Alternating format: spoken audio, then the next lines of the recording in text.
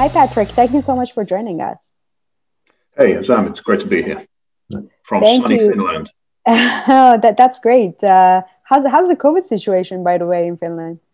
Well, I think they have it under control, and the vaccines are being rolled out right now, as they are across Europe in different stages. And actually, I'm about to get mine next week, I think, because I fall into this age category. So hopefully, I can travel after that. Well, congratulations. And yes, it's kind of like impacting the whole, I believe, society in the last year or so. So, since you are involved in the tech ecosystem a lot in Finland and Nordic and in Europe mostly, and or if you're involved globally, it would be great to hear from that. But what is Spinverse, and how are you involved with the ecosystem of startups and SMEs? Okay, so what Spinverse does is basically help companies and organizations of all type build consortiums to tap into public funding in order to develop new technologies and capabilities. And Spinverse is based in Finland, in Espoo, but we have offices in Stockholm and Berlin as well. We're about 60 people. We've been going since about 2004 and have successfully managed to get funding of over a couple of billion euros of funding over the last decade or so across various different instruments. And what we do is basically we tap into these Horizon Europe funding calls, for example, or national funding calls, and build consortiums between corporations, SMEs, universities, research organizations, and startups to actually solve a particular problem. And once the funding is secured, then these projects can last 2, 3, 4 years, of course. So part of the puzzle is actually figuring out which combinations of organizations can work together. And there's a huge trend in Europe at the moment towards this open innovation rather than doing all of the R&D internally in your own organization. And by extension, creating new value chains and creating new ecosystems that spin off of these projects as well. Right. Mm-hmm. So it's and Spinverse, we basically cut across all technologies and industries. So the division that I run, which is digital industries, we focus on healthcare technologies, electronics, ICT, smart cities, and mobility. And then we have another team that focuses on sustainable industries, bioeconomy, battery technologies, and things like that. So the consortiums we help build basically comprise of organizations from all over Europe, from Southern Europe, Central Europe, Nordic countries, and also from associated countries that can participate in Horizon Europe activities. So we get to see a lot of interesting things that are going on. Well, and that's amazing that you mentioned that you're also involved in the digital economies. And so 2 questions. What are the kind of like, since you are kind of like linking all these stakeholders together, what are the hurdles in this ecosystem? Like, because you have corporates, and then you have startups, you have academia, universities, and then entrepreneurs, and they all come from a different background, a different culture.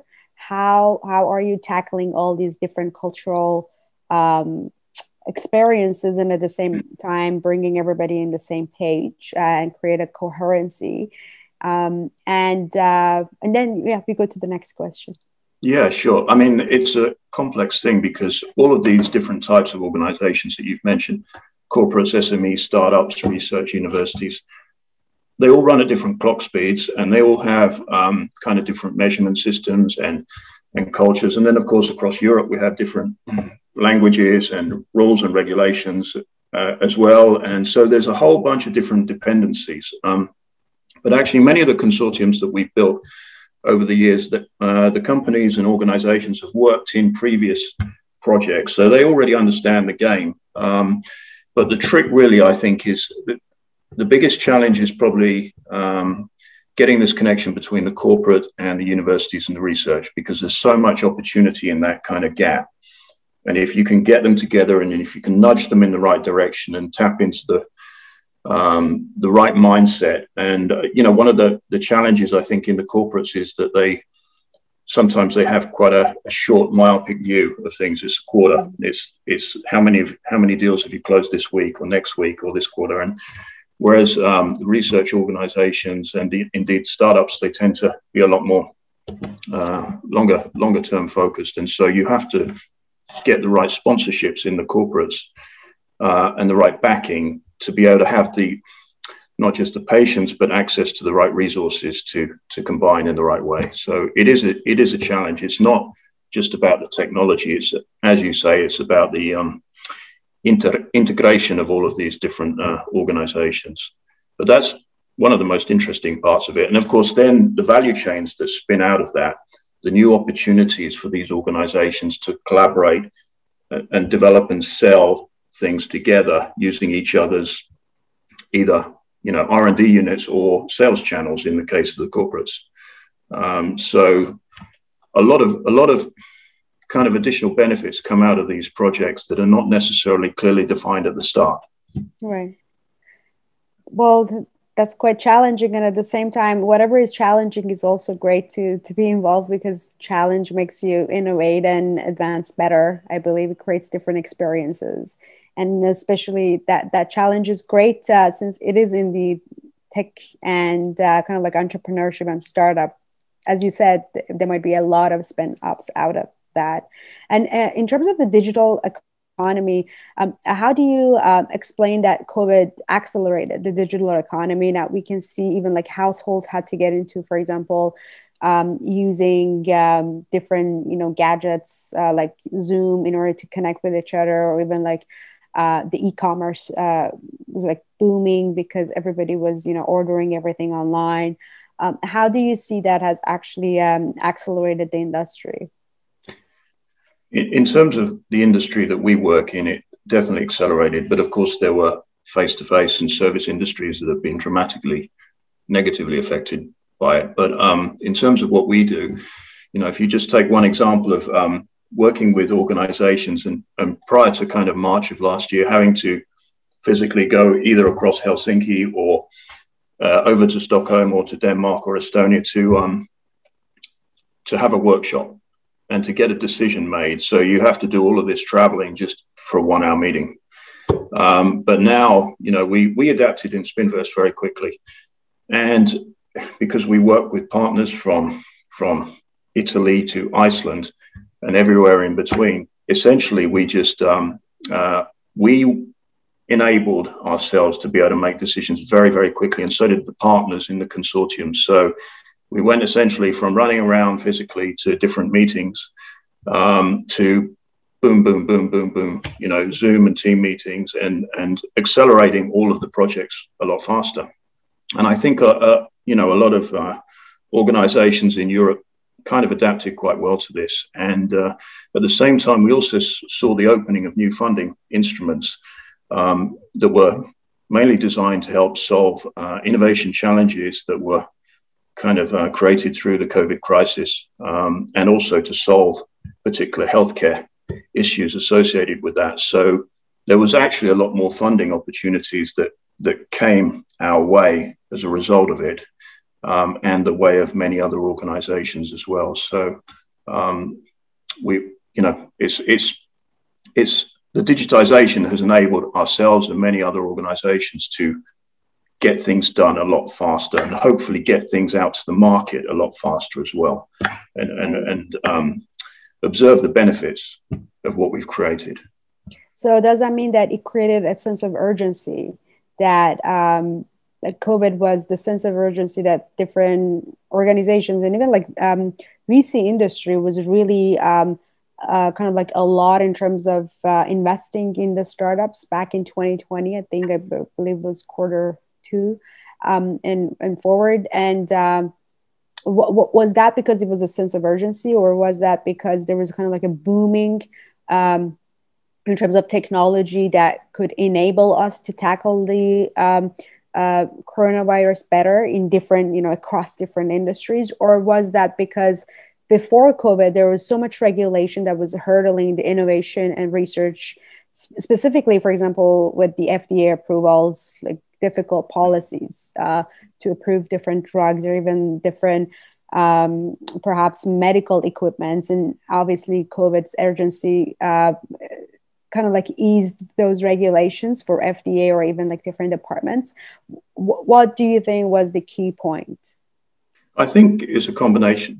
There was a sense of urgency, there was a sense of necessity, and also opportunity. So I've seen a number of speakers who have kind of correctly identified that the last years basically accelerated many technologies ahead by 5 years, not necessarily in the technology itself, but in terms of their deployment into the public arena. For example, robotics in hospitals that were developed for hygiene solutions, evolving into transportation systems and accelerating and attracting even more funding for their development. And then, of course, the use of drones drones are now kind of almost a business as usual tool in some areas, not just for deliveries and pickups, but inspections. And people are a lot more open-minded about, say, what the drone, which is of course a flying robot, what it can do.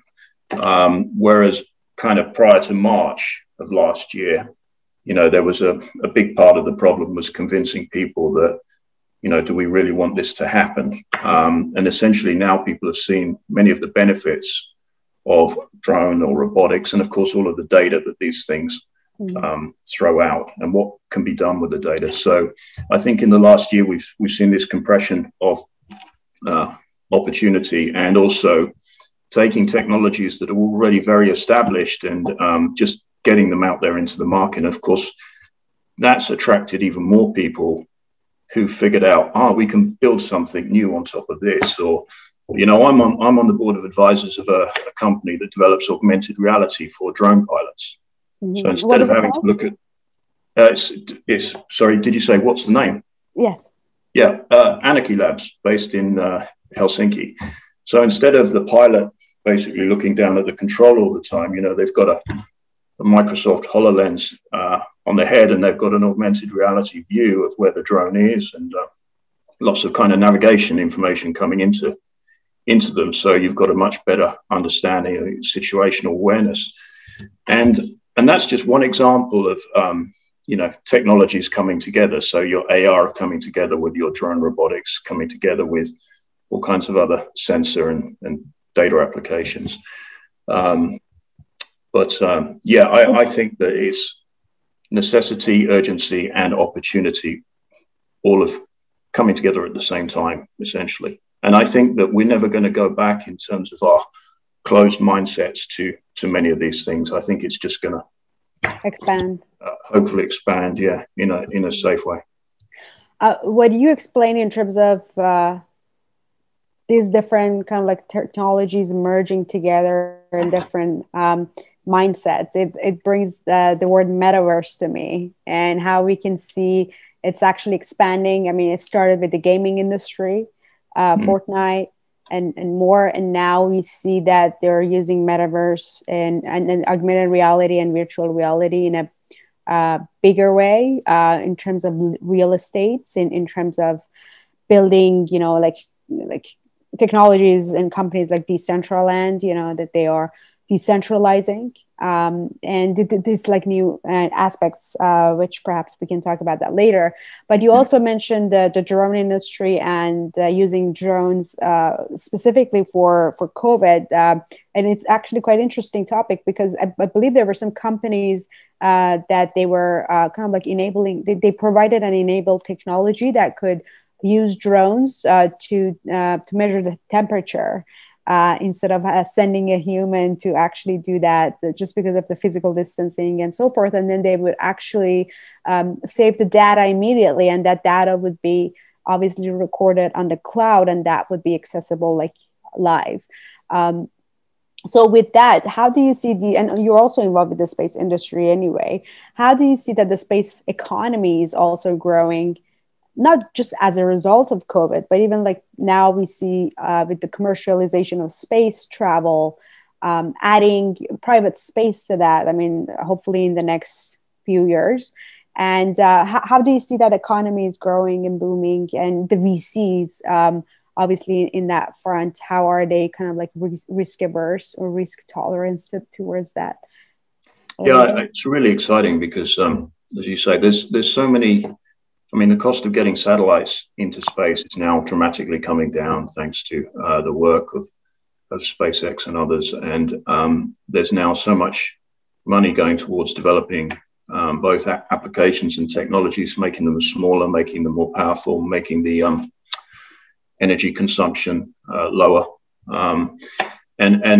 But it's not just about getting things up there. It's also about combining the data that, say, satellites can produce with other data sources, for example, with data that already exists, or with data from drones or from robots, or maritime applications. So how do you actually take all of that data, combine it in a very useful way, and then either make it available as a public service or commercialize it? I think that's really interesting. I'm on the board of advisors of another Finnish company called Zero Gravity, and they actually came out of the European Space Agency accelerator.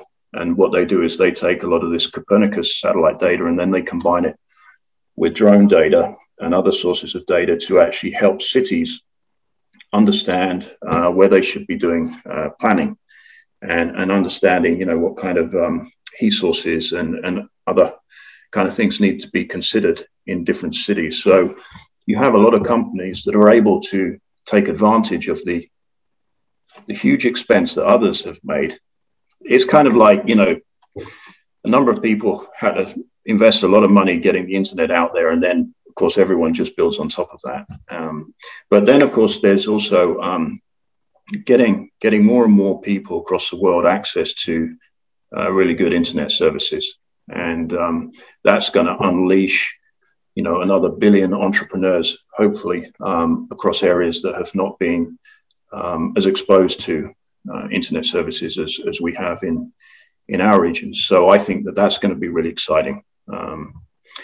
And one of the things we see in Europe actually is in this New Horizon Europe funding program over the next 7 years, there's going to be a lot of opportunities for collaboration with African innovation, for example, and their ability to get access to data and get access to services will create some really exciting new opportunities that we can all benefit from. So space, yeah, I think going up there to do more down here, I think that's one of the keys. Yes, because there's so much actually discussion around, is it sustainable for Earth or even like governments or agencies to spend taxpayers' money on space exploration? And then there's also another discussion which says whatever that is happening in the outer space or even space exploration is helping the planet Earth. So there's always like these discussions going on, and it's quite fascinating to do, different analysis. And as you mentioned, which is like quite fascinating and at the same time very accurate, that with the providing access to the remote areas for internet, it would definitely unleash billions of entrepreneurs that didn't have that kind of like easy access to the internet. And obviously like it would unleash the innovation and the discovery of different technologies or different industries that we've never had before, or perhaps enhance whatever we're using. So that's also great.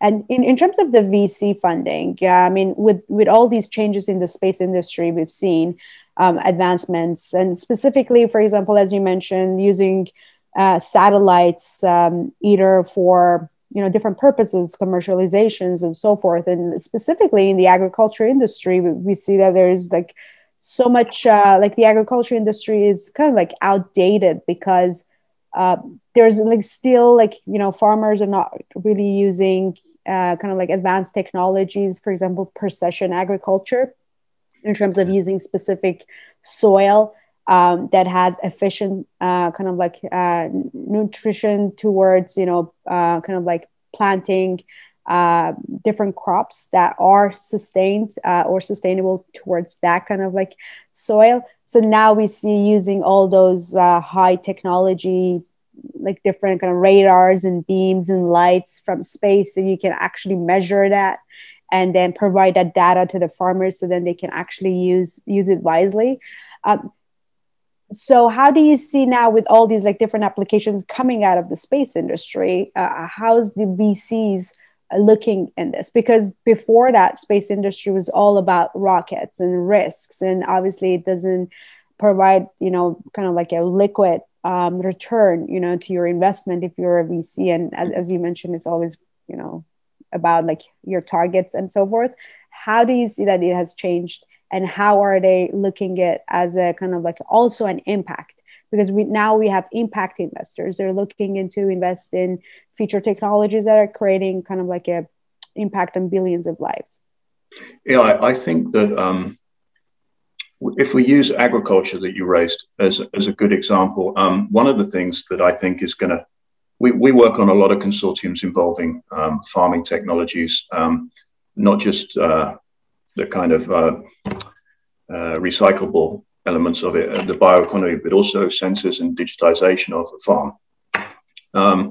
And one of the things I expect we'll see is more of the younger generation staying and investing and working on farms as they become more digitized, because what they'll figure out is that there's a lot more opportunity actually to create something very special in terms of new technologies, new capabilities, the ability to say Uberize robots and drones across a wide area of farms, so that you don't have to, necessarily buy and invest all that capital expense in a lot of equipment. So traditional farming, was a very capital intensive and human intensive activity. But now what we can do is we can do lots of really interesting things by connecting robots and other machines together, and then actually the farmer or the cooperative, maybe behind the farmer and also the supply chain, can get access to real-time data about what's going on with the farm. And I think that that's a huge opportunity for VCs, but also for entrepreneurs and entrepreneurs who may come from a farming family or farming background. And that actually might help to stimulate, there was kind of for a few years in some countries, there was like a drain of resources where younger generation were moving away from the farms. And but now I think that in some areas that's going to actually reverse, because people will figure out, hey, there's a lot of opportunity here to create new business models, not just on one farm, but on services that can be offered across farms across the world, and not just the farm, the whole supply chain. And I think VCs need, there are some really interesting VCs actually popping up now that are focused on, say, food and agriculture, and they look at things in a very different way. So I think that there's a big opportunity here.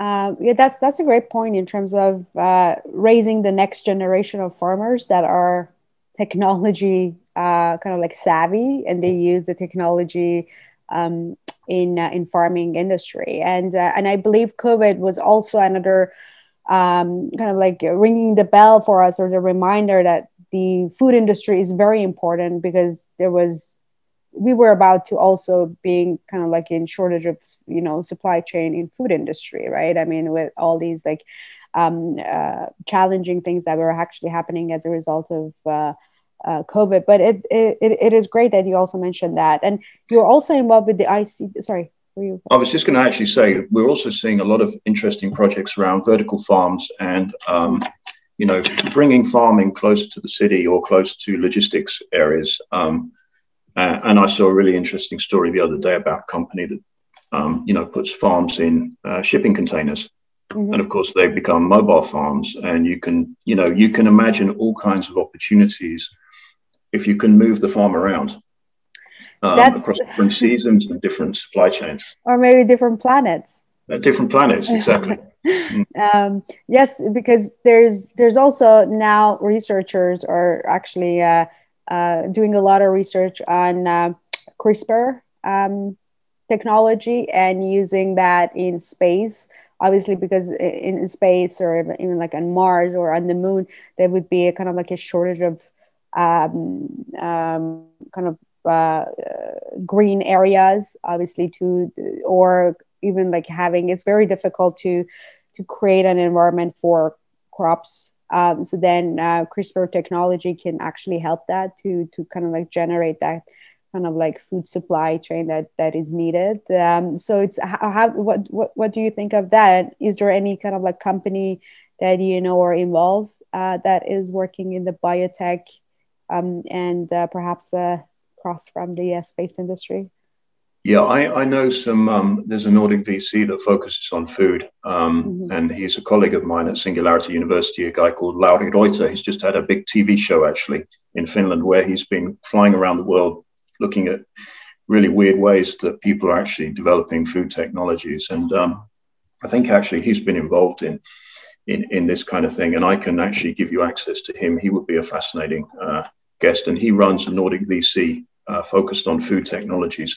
But when it comes to, it's almost like this convergence. You've got the CRISPR technology that's, moving up, one scale, and then you've got like robotic technology, then you've got sensors, then you've got the data and the awareness and knowing what's going on in the actual kind of farming environment or the contained environment where you might be growing stuff. So all of this stuff is like happening at the same time. And I think that's where, the really smart money is kind of going to go. It's not just focused on one area. It's like, okay, you've got CRISPR technology that's growing in capability, but what happens if I then combine it with the ability to efficiently harvest and nurture what it's actually able to develop? So when you start combining stuff, and this is, one thing that I got exposed to at Singularity University a lot is the opportunity of combinational technologies, which then drive more exponential growth and then open up new opportunities for new entrepreneurs to come in and build on top of that. So that's I believe that would be providing access and kind of like inspiration, because everything is possible. I mean, you mentioned Singularity University and how they are kind of like involved with different like projects, X Prize, for example, awards, or the biggest kind of like solving the biggest problems and the biggest challenges that are impacting billions of lives on Earth. And that's the I believe the clear message that everything is possible as long as you believe in your ambition and you have the perseverance to follow that. And that's I believe that's very promising for the future that we are moving forward to. And I think the other thing is that no one has a monopoly on good ideas. So, every idea is a great idea. And then someone comes in and on the other side of the planet and looks at it in a different way, and they have a different problem to solve, but they realize that there's this kind of base technology that they can develop from. So that's one of the really interesting things about it. It's not always developing new technology. Often it's just kind of combining that piece of tech with a new piece that, allows you to do something completely transformational. That's true. So you've been involved with the ecosystems and the tech a lot. And you also mentioned that you're involved with the ICT and mobility. If we can also mention that, and then perhaps I can go back to my comment and question. Yeah, sure. I'm a kind of older IT guy from corporate life, but for the last 3-4 years, I've been working a lot more with startups and SMEs.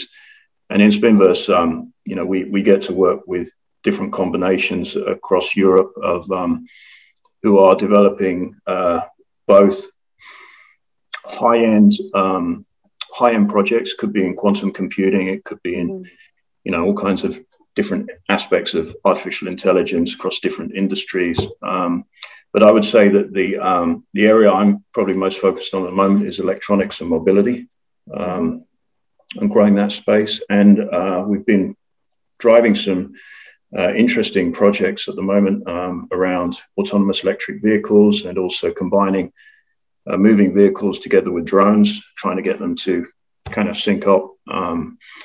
And also working a lot with mobility in maritime industry, as well as railway industry. So we from a mobility perspective, we we cut across all the different elements of road, rail, sea, and air. And then, of course, it's also about the data and the regulations and understanding the bigger picture of what has to happen to secure autonomous electric transportation or hydrogen, indeed hydrogen. So we're seeing a massive growth in hydrogen investment opportunities in Europe at the moment, especially in the Nordic region. And why is that? Sorry? And why is that?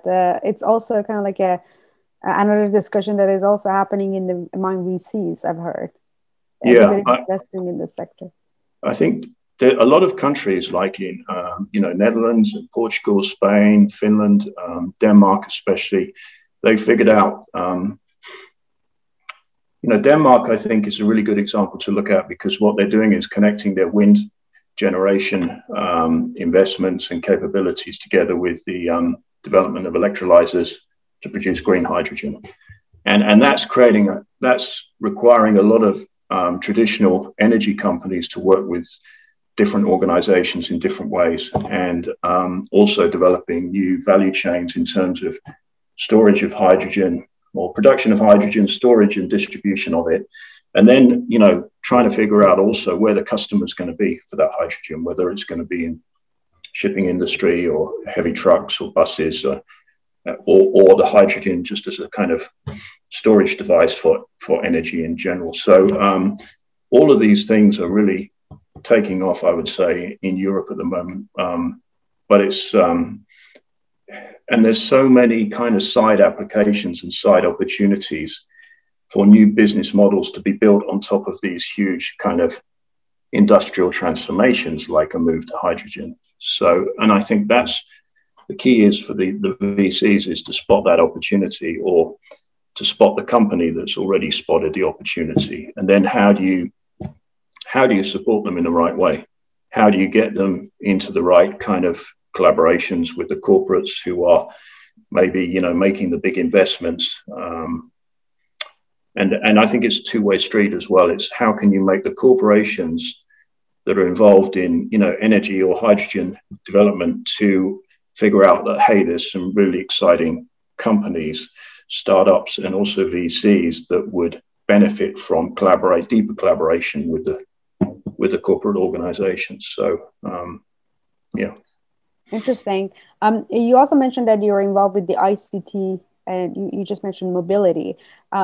How do you see that ICT is keeping up in terms of what is actually happening in the technology, like information and communications, obviously, and how do you relate that to the obviously latest technology of blockchain? And now we can see, like we saw blockchain, we saw Bitcoin blockchain, and now DeFi, decentralized finance, that is actually glowing, as you mentioned, layers on top of each other, different protocols. How do you see that the ICT can keep up with the latest technologies? And also we see that there's so much regulation problems, like the regulators don't even understand the technology, let alone just regulate it. And it's expanding so fast. And now we see NFTs, non-fungible tokens, that are kind of like being massively adopted and being kind of like hyped, and by retail investors even, because the technology is enabling a participation of mass, which is kind of like democratizing the space for everyone to own a piece of art, to own kind of like basically anything digital through cryptocurrency. How do you also see that? I mean, there's like so many questions into that, but I hope that. Let me try and unpack that. ICT is such a broad kind of area, if you include, telecommunications as well. But if we, specifically regarding your point about blockchain, I'm not a blockchain expert, but I know that. Let me step back. Actually, you mentioned this thing about regulators. And part of the problem is that the regulation is always moving quite a long way or some way behind the technology. So the technology gets deployed in some form, and it exposes a big opportunity, but then it exposes a challenge. And then obviously the regulation has to catch up And in different regions, the regulation takes different forms, and hopefully there's some kind of harmonization across regulation across the world. But that standards can take a long time. So you've constantly got this problem where new opportunity is also creating new problems. But when it comes back to, say, discussion around blockchain, I was looking around how blockchain technology could be used in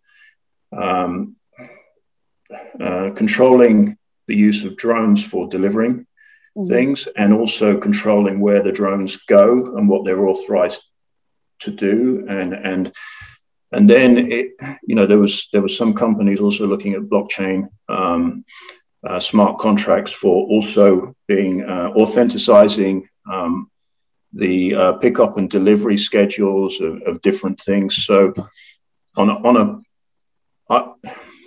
I don't tend to think about blockchain from a financial perspective. I look at it from practical applications. And authentication and the trust and the smart contract. The trust. And so, for example, anonymity.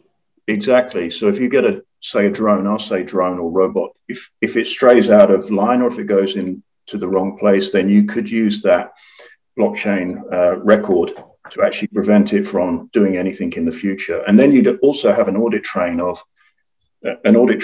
of where the drone has been, what it's done, what data is captured, what it's transmitted, all kinds of things. So I mean, blockchain is it's such a kind of broad, very broad concept that can be applied in so many different ways, and you know far more about it than I do. But well, I mean, I know that it has different use cases in different kind of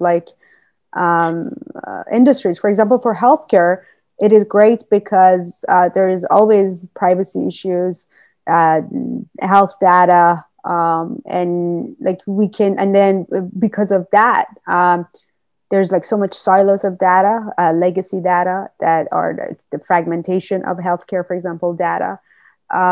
So with the technology of blockchain, perhaps we can anonymize that data, and then those files could be also converted easily. They could be accessed by different bioinformatic experts, because now that data is so anonymized, you don't know who owns that data, you don't know whose data it is. So then you can share it with different experts to convert those files into a kind of a file that is readable. But before that, you have to there's obviously we have, for example, in Europe, there's GDPR, and each country is another thing about healthcare is so regulated that, for example, even we do have European Union, we have GDPR, and then again, each country owns their own data. And then you go to the different countries, hospitals, and then private industry, they own your data because they deal with the healthcare and they deal directly with the patients. And again, there's kind of a very incorporated system that is very, very kind of fragmented. It's not easy to access, and it all goes through. I mean, the end discussion is health privacy. So with the anonymization and using blockchain, obviously that could be possible. And then again, we go, for example, to accounting. For the accounting, you can see the different process of, for example, the task that has been, kind of verified and it's been authenticated simultaneously. Or you can see in the supply chain, you can see the source of, for example, if it's, salmon, or if it's rice, you can see the source where it's coming. If it's a fake, for example, product or no, you can again, track. Follow the track and see where it's coming from and who the end user and the first user is. So each industry is providing a different kind of perspective and application. And can I ask, do you see a particular industry that's moving ahead further, or are there some that are just kind of missing the opportunity completely at the moment? Yes, for example, we see in financial industry, it's moving very fast. Decentralized finance, obviously, now, with different kind of companies that are putting Bitcoin in their balance sheets, it would enable different exchanges, the cryptocurrency exchanges, to go ahead and provide that opportunity to the retail investors or people that are not, for example, based in the US to participate in the stock exchange. They can purchase, for example, stock of Tesla that they have Bitcoin in their balance sheets to purchase from China, if it's allowed to be in that platform. I mean, or someone in Africa can purchase a piece of, for example, that stock, or own a little bit of Tesla just because they have Bitcoin. Okay. It is providing a lot of opportunities to the people that don't have that kind of like access. But then at the same time, it's providing a 24/7. Like, you don't have to wait for the market to open for you. I mean, market is always open, and that's how blockchain started from Bitcoin. And we see that mostly it's being kind of like advanced in the industry, and there's so much innovation happening. There's like, now we see, for example, the digital arts is entering into that. You can basically verify anything in JPEG or video, which, I mean, it has massive application, again, for example, in healthcare. So you can use the health data as NFT, non-fungible tokens, and then that NFT could be again used. For example, you can mint your DNA as an NFT, and then if it's a celebrity's DNA, you can own a piece of that, and kind of like DNA. Okay. So we see this is like, and it's going so fast, that it's just keeping up with that is also kind of like a challenge, and at the same time excitement. But this is a great, I mean, area. But obviously, this discussion is about you and what you've been involved. But this is quite fascinating. And how do you see the future of technology? How do you see which like industries are going to be trending more for perhaps till at the end of 2021 and even 2022? I would say that, I mean, energy is really exciting at the moment, because there's so many people working on solving so many problems, and exposing the results of what they're doing as well. So, if anyone's running kind of pilot projects in the US or in China or in a European country, very quickly others learn from that and they build upon it. And it might not just be a technology kind of activity, it also might be how it's applied and what can be built around it as well. I would say energy, also agriculture. We're seeing a lot of opportunity in terms of applying different technologies, from sensors, from artificial intelligence, augmented reality control of robots across a wide range of farms, these kind of things, agriculture, energy, and of course transportation. So what's happening with actually in the last year, since the COVID pandemic has been underway, we've seen a lot of pilots around Nordic cities of autonomous vehicles, either small robots going around doing certain things. They could be doing cleaning missions and replacing workers, or they've been testing a lot of transportation vehicles as well. And so the learnings that these mobility autonomous vehicle companies have generated, not just for themselves, but also for the cities, for the governments in the last year, will then be used to stimulate more investment in mobility as well. And it's not just in cities, it's also around ports and logistic areas and airports. Of course, airports have been very quiet, so they've been able to do a lot of testing, experimentation as well. And so you see energy, you see transportation, you see food, all of these things kind of accelerating. And then, of course, as you mentioned, space technology, sending things up there so that we can actually improve life down here. So it's not just about going to Mars and the moon, it's also about, creating a better planet for everyone. So that's going to continue. I actually saw this Finnish company that's developing this wooden satellite. So what they're doing is they want to see how wooden materials behave in space. And all of the learnings that you can get from that, and all of the applications that could benefit as a result of learning from that particular experiment. So when you see things like this happening, you start thinking, oh my God, it's bigger than just an industry.